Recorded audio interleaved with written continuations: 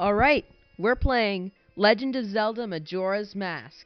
This is a very messed up game about this guy on the tower here trying to make the moon crash into the Earth, or Hyrule, or wherever we are. It's quite a crazy game, but it's really fun.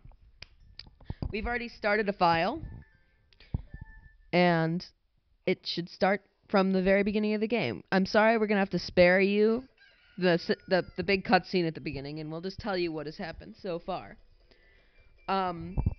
This Link has been turned into this thing called a Deku Scrub, and he has a fairy. Let's see if I can get him to come out here. Probably not. Whoa. Who has an attack dog in a town like this? Apparently some guy. Anyway, so this is actually Link. And he has to go find his ocarina within 3 days. It's already 7 a.m. on the first day, so we better get going. And going we shall do.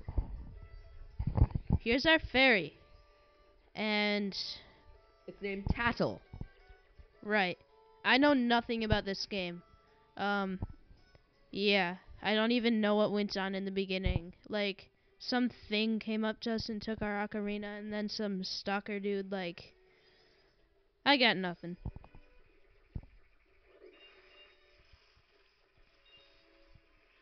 So, anyway, mowing your lawn gets you money in a quite literal way here.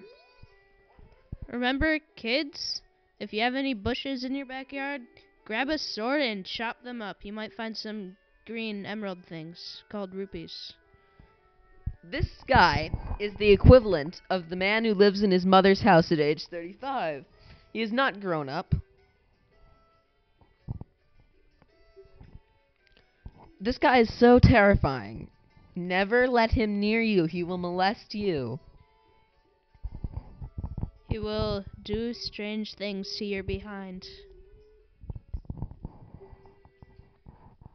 This is clearly why he doesn't... This is clearly the reason he does not have a fairy. Yeah. Anyway, we're buying this map. Map of Clocktown. Here. Play the music for Clocktown for them.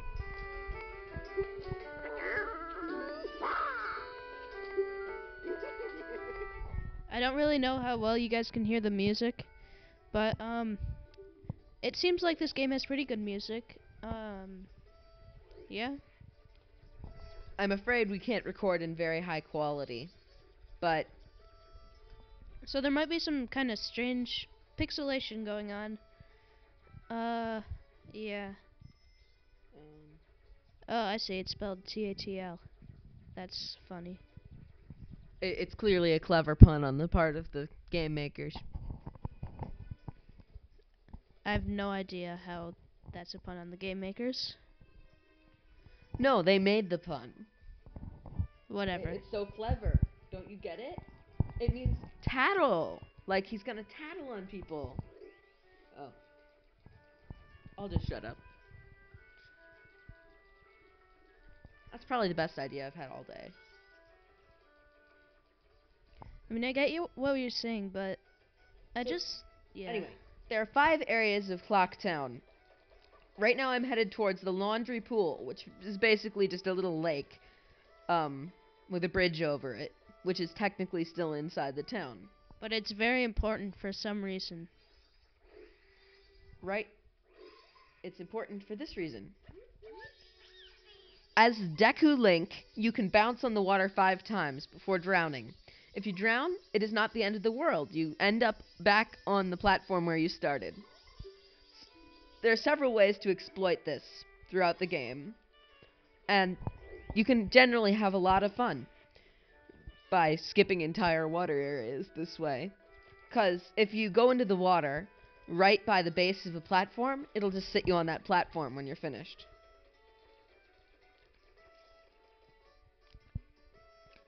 So I'm basically taking that ferry back to the fairy fountain, conveniently located in North Clocktown.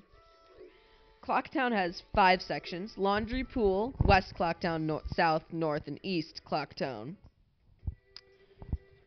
Here we are in North Clocktown. Anyway. So what we're trying to do right now is to pop this balloon for the kid. Because then he'll let us into his gang.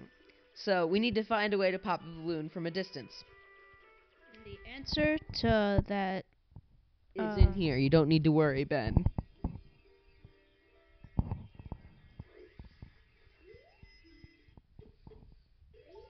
I was going to say the answer to that dilemma is probably much more complicated than it needs to be. It's okay. They're not the same species as you, Tattle. You don't need to worry.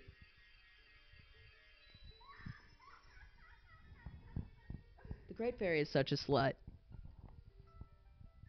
No shit.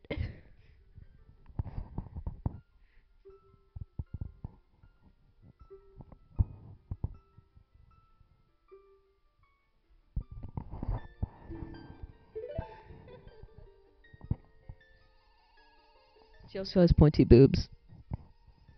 Which is funny. She also floats at the perfect angle to, like, give the most cleavage, if you're getting what I'm saying. Yeah.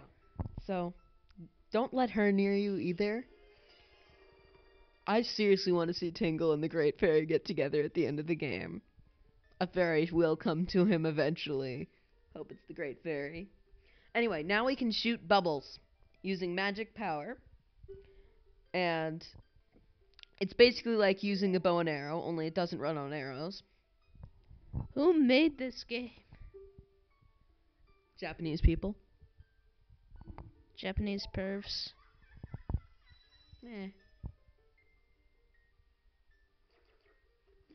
Anyway, now we can shoot bubbles, like so. They look like they would completely not damage anything, but they're actually really useful if you consider every time you might need to use a bow and arrow. You can usually use your bubbles instead. They're very good for popping balloons. Yes, even though they are balloons themselves. What an explosion.